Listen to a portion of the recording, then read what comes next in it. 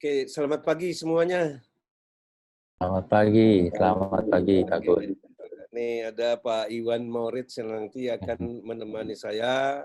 Hmm. Sekaligus saya ingin memperkenalkan juga bahwa Iwan Moritz ini adalah Ketua Divisi Sound di KFT FT. dan sekaligus beliau adalah sound designer yang sudah ditekuni sekian puluh tahun dan juga sutradara. Udah. Beliau juga sutradara dan juga aktif di dalam memberikan sharing ilmu kepada teman-teman di komunitas gitu. Tapi tak lupa saya ingin mengucapkan kepada Direktorat Jenderal Kebudayaan, khususnya di Direktorat Pembinaan Tenaga dan Lembaga Kebudayaan, di mana yang telah memfasilitasi kegiatan ini untuk kita bisa berbagi sebelum masuk ke sertifikasi, maka dibukalah kelas prasertifikasi ini. Oke, selamat pagi semua, semoga bermanfaat dan saya akan mulai beberapa pemaparan saya secara umum tentang sertifikasi dan standarisasi. Apa sih standarisasi itu? Standarisasi itu ada dua. Adalah standarisasi produk. Dalam hal ini, kalau kita bicara soal film, maka standar film. Kemudian, ada standar profesi. Dalam hal ini, kita bicara soal produksi film, maka adalah profesi di film itu sendiri. Jabatan-jabatan apa saja yang ada di film itu sendiri, profesi yang ada di film itu sendiri. Itulah yang distandarisasi. Kita masuk kepada tujuan standarisasi itu apa sih? Tadi saya sudah jelaskan ada dua standarisasi, adalah produk dan profesi atau pekerjaannya. Nah, secara umum tujuan standarisasi adalah melahirkan produk yang berkualitas dan berdaya saing. Itulah sebabnya kenapa distandarisasi. Karena dia harus memiliki kualitas dan berdaya saing. Nah, oleh karenanya, maka untuk melahirkan produk yang berkualitas dan berdaya saing tadi, maka diperlukan tenaga-tenaga atau pekerja yang memiliki kemampuan atau kompetensi yang terukur, seperti yang disampaikan oleh Pak Direktur tadi. Kita masuk kepada standarisasi kompetensi. Standarisasi kompetensi itu merupakan batasan kemampuan minimal bagi setiap profesi atau setiap jabatan, yaitu meliputi ada knowledge, ada skill, ada attitude. Jadi pengetahuan, keterampilan, dan perilaku itu menjadi satu. Bahwa seseorang yang dianggap kompeten apabila memiliki ketiga-tiganya. Attitude, knowledge, skill. Dia belum bisa dianggap kompeten apabila hanya memiliki knowledge. Dia harus beririsan. Ketiga-tiganya harus dimiliki di setiap unit kompetensinya nanti. Tadi saya sampaikan bahwa karena tujuan utama standarisasi itu melahirkan produk yang berkualitas, kemudian dibutuhkan pekerja atau profesi-profesi yang memiliki kompetensi yang terstandar. Maka perlu dibuat standar kompetensi kerja nasional Indonesia. Ya, setelah disusun, maka diajukan kepada Kementerian Ketenagakerjaan Republik Indonesia sebagai kementerian yang memang mengurusi tentang standarisasi ini untuk ditetapkan. Sehingga setelah ditetapkan, maka itu bisa digunakan secara nasional. Nah, di dalam merumuskan SKKNI itu, dasarnya adalah struktur organisasi produksi film dipetakan dulu.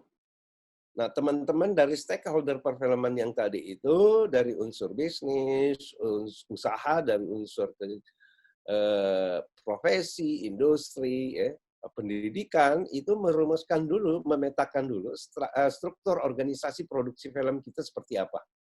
Ada apa aja yang di dalam satu produksi itu, strukturnya seperti apa. Kemudian strukturnya itu dipetakan di dalam setiap departemen, umpamanya ada departemen penyutradaraan, departemen tata artistik, nah sound. Nah sekarang kita ngomong masuk dalam kelas sound. Ada apa saja di departemen sound itu, tata suara itu, okupasinya apa saja. jabatan-jabatan apa saja. Itu dipetakan oleh para stakeholder. Kemudian setelah dipetakan jabatan-jabatannya atau okupasinya, kalau di dunia standarisasi kita mengenalnya okupasi, kemudian dirumuskan tuntutan kompetensinya. Yang tadi saya sudah jelaskan bahwa kompetensi minimalnya itu adalah dia harus memiliki knowledge, skill, dan attitude. Itu dipetakan, dirumuskan berdasarkan job desk. Karena di setiap profesi itu harus ada job desk-nya. Nah, di job desk ini tanggung jawabnya apa, tuntutan ilmunya apa, tuntutan skillnya seperti apa, skill yang harus dimiliki seperti. Nah, inilah menjadi dasar untuk merumuskan setiap profesi harus memiliki unit-unit kompetensi ini. Oke, kita masuk ke struktur organisasi. Struktur organisasi itu ada 14 di film yang sudah disepakati lewat konvensi Bali. Dan ini sudah selesai semua standar kompetensi kerja nasionalnya dan sudah ditetapkan oleh kementerian. Bahkan skema-skemanya sudah dibuat, skema-skema sertifikasinya. Nanti kita masuk lebih dalam lagi ke sana. Ini ada 14. Nah, 14 ini seperti inilah kurang lebih struktur organisasinya. Saling berkait, ya, satu sama lain. Dari mulai manajemen sampai rilis, dari mulai praproduksi sampai produksi dan pasca produksi. Nah, setelah itu kita temukan ada 14 departemen di dalam produksi film kita. Itu kemudian kita petakan okupasinya tadi itu. Nah, masing-masing kalau kita melihat peta ini, masing-masing departemen itu memiliki okupasi jumlahnya yang berbeda-beda. Gitu. Nah, secara keseluruhan 14 departemen ini kita punya 99 jabatan di dalam produksi film. Jadi ada 99 peluang karir di produksi film. Itu berdasarkan konvensi kesepakatan kita seluruh stakeholder perfilman kita di konvensi akhir tahun 2019 kemarin. Jadi ada 99 peluang karir, artinya profesi, jabatan di situ. Oke. Kemudian masuk kepada Departemen Sound.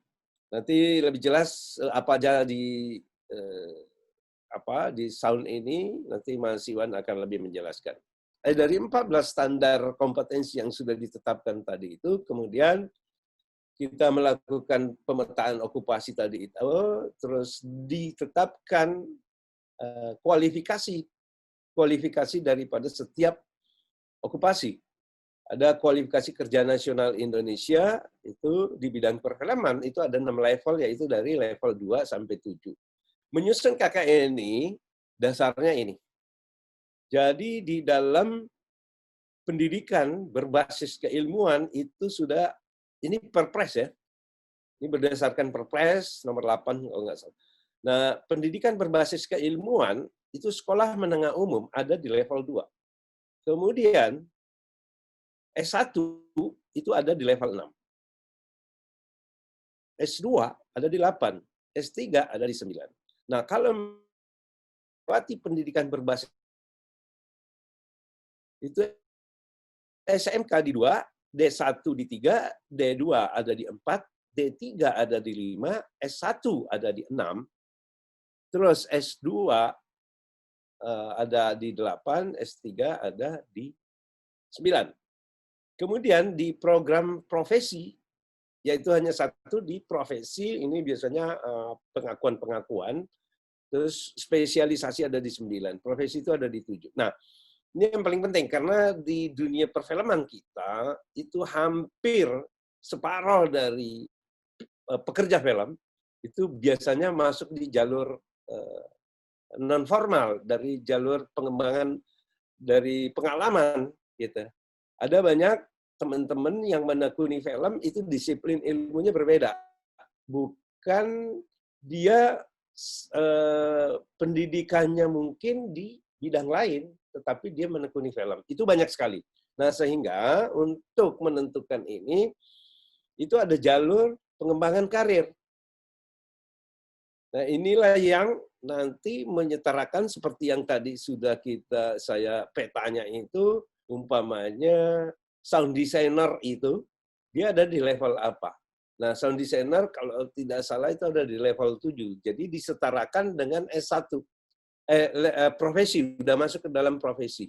Tetapi di bawah-bawah tingkat asistensi itu ada di level 6, artinya setara dengan S1, atau kalau di vokasi itu D4 ya. Berarti ini jalur bagaimana memilih. Nah, ini biasanya level-level ini memang mensertifikasi teman-teman yang baru saja menyelesaikan pendidikan. Tapi kalau kita di yang profesi itu menggunakan okupasi, nanti saya akan jelaskan lebih lanjut soal itu. Nah, ini kita masuk sertifikasi profesi, itu dasarnya adalah SKKNI tadi, yang sudah ditetapkan ada 14, kemudian bisa KKNI. Nah, berdasarkan dua ini, maka dibuatlah skema sertifikasi. Nah, skema sertifikasi itu ada 3. KKNI leveling tadi, di level 2, mulai level, kalau di film level 2 sampai 7. Kemudian ada okupasi. Nah, kemudian ada klaster. Nah, klaster ini tidak kita gunakan di produksi film. Karena apa? Karena di dalam produksi pada menjurus kepada pekerjaan. Umpamanya di sound, mungkin ada tukang kabel di situ. Ya. Tapi itu bukan profesi. Nah, yang kita ini adalah profesi, adalah okupasinya. Nah, di produksi film kita menggunakan skema sertifikasi okupasi yang 99 itu, tetapi kalau dari dunia pendidikan masuk ke industri ini, maka dia menggunakan KKNI, leveling 2 sampai 7 tadi.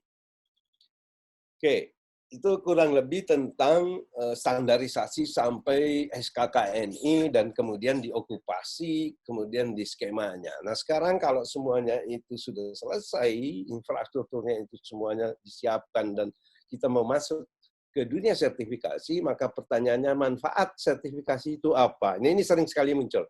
Oke, saya mencoba untuk sharing tentang manfaat sertifikasi itu ada 4. Terhadap tenaga kerja sendiri itu atau pekerja film, kemudian ada pemerintah, ada industri, ada pendidikan dan pelatihan. Oke, diklat. Oke, kita masuk kepada tenaga kerja. Tenaga kerja manfaatnya apa? Ini akan sertifikat ini akan menjadi bukti formal dirinya bahwa dia kompeten. Itu saya umpamanya sebagai sound designer atau Mas Iwan Maurid sebagai sound designer, dia memiliki sertifikat kompetensi sebagai sound designer, maka itu menjadi bukti bahwa dia kompeten di profesi itu. Terus kemudian ini akan meningkatkan kepercayaan diri. Ini sudah pasti. Dengan kita terdaftar, diakui bahwa kita kompeten di situ, maka percaya diri kita pasti lebih meningkat. Terus meningkatkan daya saing, ya, mendukung peningkatan karir, ya, udah pasti. Kemudian industrinya, manfaat industrinya apa? Meningkatkan efisiensi rekrutmen. Jadi kita tidak perlu banyak lagi wawancara segala macam, pokoknya saya membutuhkan sound designer. Ya sudah, saya akan mencari orang yang memiliki sertifikat kompetensi sound designer. Nah, yang sering terjadi selama ini adalah di dalam produksi film kita, itu sering sekali melakukan rekrutmen berdasarkan rekomendasi dari teman. Karena kita tidak punya data, siapa sound designer yang ada di Indonesia yang memang memiliki kompetensi profesi ini. Sehingga saya umpamanya mau menggunakan tenaganya, kompetensinya Mas Iwan sebagai sound designer, tetapi pada saat itu Mas Iwan lagi sedang sibuk dengan produksi lain. Sehingga saya minta Mas Iwan merekomendasikan siapa yang menduduki posisi ini sebagai sound designer, direkomendasikan si A, ada kemungkinan yang direkomendasikan itu bukan sound designer, tetapi mungkin dia memang bergerak di bidang sound, tetapi mungkin sound recordist atau sound lapangan, atau mungkin di studio juga, tetapi dia hanya sound mixer atau apapun gitu ya. Karena ingin mendorong si A ini agar karirnya naik. Nah, ini akan berbahaya. Karena ada kemungkinan produsernya kecewa. Karena pada saat melaksanakan pekerjaannya, sebetulnya dia tidak kompeten sebagai sound designer. Itu lebih kurang di dalam meningkatkan efisiensi rekrutmen bagi usaha. Terus memudahkan mutasi.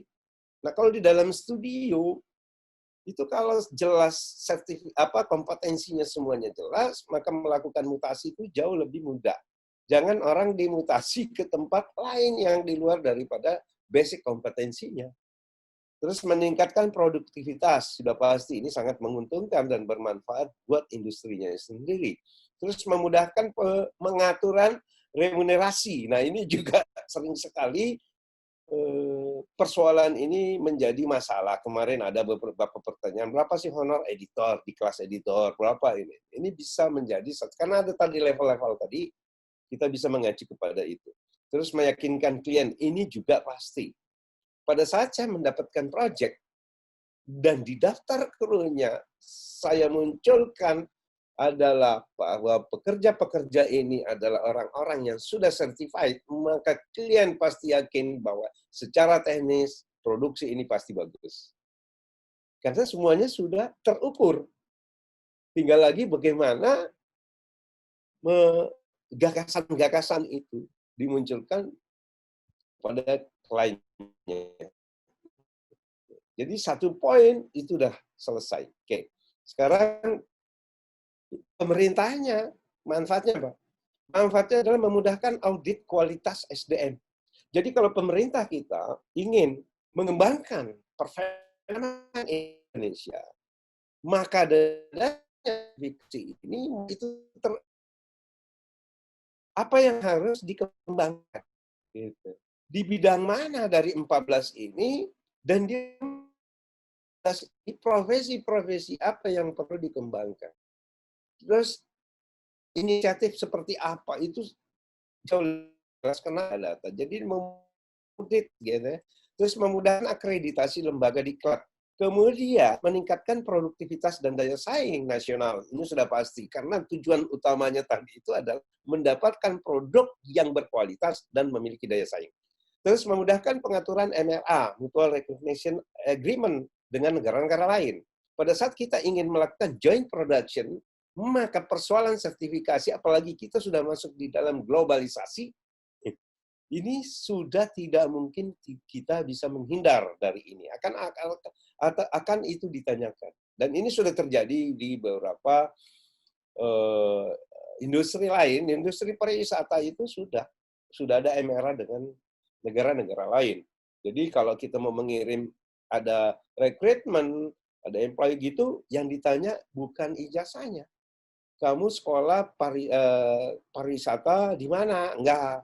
Yang ditanyakan adalah kamu punya sertifikat apa? Apakah sebagai front office atau apakah sebagai chef gitu atau apa gitu ya. Itu yang ditanyakan adalah keahliannya, bukan ijazahnya. Kamu sekolah dapat nilai berapa gitu kan. Oke, itu kurang lebih. Nah, inilah sehingga kalau di bidang pendidikan, maka dibutuhkan dengan adanya SKKN ini, sertifikasi ini, maka terjadi link and match antara kompetensi lulusan dengan kebutuhan industrinya. Jadi yang diproduksi oleh dunia pendidikan adalah memang sesuai dengan kebutuhan industrinya. Gitu. Nah, ini yang memang kemarin terjadi, bahwa belum terjadi link and match antara dunia pendidikan kita dengan kebutuhan industrinya, sehingga banyak sekali yang sebetulnya kita perlukan bahwa dia selesai menyelesaikan studinya, seharusnya dia sudah bisa masuk dalam industri dan bekerja. Ternyata itu belum bisa memenuhi. Nah, ini banyak hal ya, tapi paling tidak infrastrukturnya sudah kita buat. Karena SKK ini akan menjadi satu rujukan untuk membuat kurikulum di sekolah-sekolah ataupun di perguruan tinggi. Terus membantu pencapaian hasil diklat yang tinggi, ya pasti karena udah ada terstandar ya, terukur. Nah, ini sering menjadi pertanyaan bahwa kenapa kok tiba-tiba saya pernah mengalami itu ingin rapat sama orang gitu, tiba-tiba ini kok heboh ya soal sertifikasi, kok menjadi penting banget, apa sih kepentingannya? Nah, setelah saya jelaskan bahwa ada yang membuat sertifikasi itu menjadi penting, ada dua. Satu adalah regulasi, dua penggunanya. Nah, sekarang kita ngomong soal regulasi. Regulasinya sudah ada belum? Nah, kita masuk kepada Undang-Undang tahun nomor 13 tahun 2003. Di undang-undangnya itu bahwa tenaga kerja berhak memperoleh pengakuan kompetensi kerja. Artinya, setiap profesi yang memang kompeten, maka dia punya hak untuk diakui oleh negara agar diakui kompetensinya itu melalui sertifikasi. Itu di Undang-Undang Tenaga Kerjaan. Kemudian kita masuk ke Undang-Undang Perfilman nomor 33 2009, itu di pasal 48 dinyatakan ini menjadi kewajiban. Setiap insan perfilman berkewajiban memenuhi standar kompetensi dalam bidang perfilman. Artinya, setiap orang yang ingin masuk ke industri ini harus memiliki kompetensi. Nah, kemudian di pasal 74, insan perfilman harus memenuhi standar kompetensi yang tadi. Standar kompetensi bagaimana dimaksud pada ayat 1 dilakukan melalui sertifikasi kompetensi. Ini regulasi, undang-undangnya seperti itu bunyinya. Oke, kemudian teknis-teknisnya ya. Terus ada lagi di Undang-Undang 9 dijadikan perfilman dan pelaku usaha, artinya siapapun yang melakukan kegiatan perfilman atau melakukan usaha di bidang perfilman itu yang dimaksud dalam pasal 9 sebelumnya itu wajib, ini undang-undangnya pasalnya ini adalah pengutamaan. Wajib mengutamakan pengguna sumber daya dalam negeri secara optimal. Gitu. Nah, salah satunya adalah SDM. Ya. Nanti kita lihat Permendikbudnya, ini sudah ada turunannya. Undang-undang ini sudah ada Permendikbudnya. Nah, kita bisa melihat secara detail. Nah, ini pengetahuan sumber daya dalam yang undang-undang tadi, di pasal tadi, ini dinyatakan di Permendikbudnya nomor 30 tahun 2019, pasal 7, pengutamaan sumber daya dalam negeri berupa penggunaan insan film, insan perfilman, pekerja film. Ini lebih jelas lagi. Ini sebagai dimaksud dalam pasal 6 ayat 3 huruf A dalam itu di atasnya, nah ini lebih rinciannya ya. Dalam pembuatan film, pengedaran film, pertunjukan film, dan pengarsipan film dilakukan dengan, makanya saya stabilo nih, saya merahin hurufnya, mewajibkan mempekerjakan insan perfilman Indonesia. Jadi wajib mempekerjakan perfilman Indonesia. Nah tentu saja harus ada lagi kelanjutan. Yang wajib ini yang dimaksud seperti apa? Bisa saja orang mengaku-ngaku saya orang film, saya pekerja film, ya boleh gitu. Tetapi yang diwajibkan ini seperti apa? Ya tentu saja di pasal di ayat 2 itu ditegaskan. Yang wajib itu, yang dimaksud yang wajib itu adalah orang-orang pekerja film atau profesi yang ada di film yang memang sudah diakui oleh negara. Artinya wajib memiliki sertifikat kompetensi. Inilah yang diakui oleh negara. Bahwa memang kompetensinya itu, profesinya itu. Itu yang dimaksud. Jadi jangan pernah saya mengaku sebagai orang film, tapi belum certified, tetapi ingin menggunakan Permendikbud ini, ya nggak jalan. Yang wajib itu adalah orang yang memiliki sertifikat kompetensi yang memang diakui oleh negara. Oke. Nah, ini dipertegas lagi di pasal 8, wajib mempekerjakan insan film yang bersertifikat. Tegas itu. Terus, namun, ini kan kita tidak boleh stuck juga. Nah, ini persoalan ketahanan nasional. Kalau pengutamaan ini tidak bisa kita gunakan, artinya pekerja-pekerja film kita belum ada yang certified, maka boleh orang memasukkan tenaga-tenaga yang dari luar. Ini kan serangan ini. Ini ketahanan nasional. Ini serangan apabila kita pekerja film kita banyak yang belum certified, maka orang yang ingin membuat film ataupun orang kita yang ingin membuat film boleh menggunakan tenaga kerja asing di bidang perfilman yang bersertifikat tentunya. Tidak boleh juga dia memasukkan tenaga-tenaga asing yang tidak sertifikat, itu sama saja. Tetapi kalau memang kita belum ada yang certified, maka orang bisa memasukkan tenaga-tenaga asing ke Indonesia yang sudah certified. Nah, ini kita harus kejar-kejaran. Nah, ini kalau ingin menjaga profesinya, maka ini tidak bisa tidak. Ya. Oke, lanjut. Nah, karena ini pengutamaan sumber daya dalam negeri ini baru ditetapkan pasal tahun 2019, di akhir tahun kemarin itu, di sini di pasal 19 dijelaskan bahwa insan perfilman harus memiliki sertifikat kompetensi bidang perfilman paling lama 2 tahun. Terhitung ini diundangkan. Artinya kalau 2019 akhir, itu tahun 2001 ini berlaku. Nah, sehingga kita punya kesempatan selama 2 tahun ini, ya 2 tahun kurang, untuk terus mengejar. Makanya ada kelas prasertifikasi ini, kita kejar bagaimana supaya teman-teman yang memang memiliki profesi, memiliki kompetensi di bidang perfilman ini, sesegera mungkin menyadari bahwa ini penting untuk meminta kepada negara untuk diakui kompetensinya sesuai dengan Undang-Undang Ketenagakerjaan. Ya, kurang lebih itu dari sisi regulasi. Nah, kalau regulasinya seperti ini, artinya pekerja film untuk disertifikasi itu menjadi penting.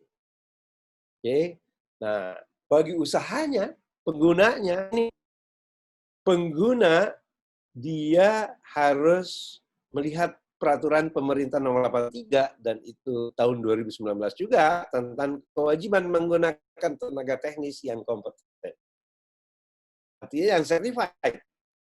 Penyedia jasa yang melanggar ketentuan kewajiban memiliki dan mempekerjakan tenaga teknis yang kompeten sebagai dimaksud dalam pasal 4 ayat 2 dikenai sanksi administrasi berupa peringatan tertulis, penghentian sementara kegiatan usaha, dan atau pencabutan izin usaha. Nah, dengan adanya PP ini, maka secara otomatis pengguna, artinya para produser harus mematuhi ini. Apabila tidak mematuhi ini, maka peringatan ini ada beberapa sanksi, ada tiga sanksi. Yang artinya dua hal tadi yang membuat sertifikasi itu menjadi penting ada dua. Undang-undang Ketenagakerjaan masuk ke undang-undang perfilman kita, regulasinya jelas. Kemudian regulasi ini tambah lagi regulasi tentang sanksi ini. Sehingga pengguna itu menjadi penting untuk mempekerjakan para tenaga-tenaga perfilman kita yang certified.